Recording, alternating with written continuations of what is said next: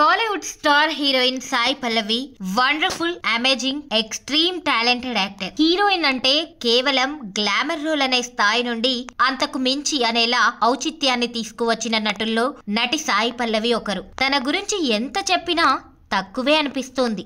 ప్రతి పాత్రను తన కోసమే డిజైన్ చేసేరా అనేలా పాత్రలను ఎంచుకుంటోంది. అంతకు మించి అనేలా పాత్రలో జీవిస్తోంది. ఇప్పటి వరకు ఎన్నో హిట్లు అందుకున్న ఈ బ్యూటీ ఇటీవల తనపై వస్తున్న రూమర్స్ పై గట్టిగా వార్నింగ్ ఇచ్చింది. ఇంతకీ ఏమైందంటే, రామాయణ అనే సినిమాకు నితీష్ తివారీ దర్శకత్వం వహించగా బాలీవుడ్ నిర్మాతలతో కలిసి అల్లు అర్జున్ రామాయణాన్ని తెరకెక్కిస్తున్న విషయం తెలిసిందే.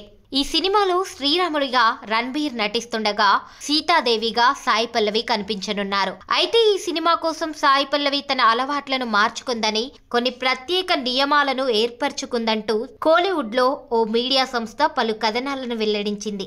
ఆ కథనం ప్రకారం సాయి పల్లవి మాంసాహారం మానివేశారని, హోటల్లో కూడా తినడం లేదని, విదేశాలకు వెళ్లేటప్పుడు వంట వాళ్లను తన వెంట తీసుకెళ్తున్నారంటూ ఓ వార్త రాసింది. దీనిపై హీరోయిన్ సాయి పల్లవి ఘాటుగా స్పందించింది.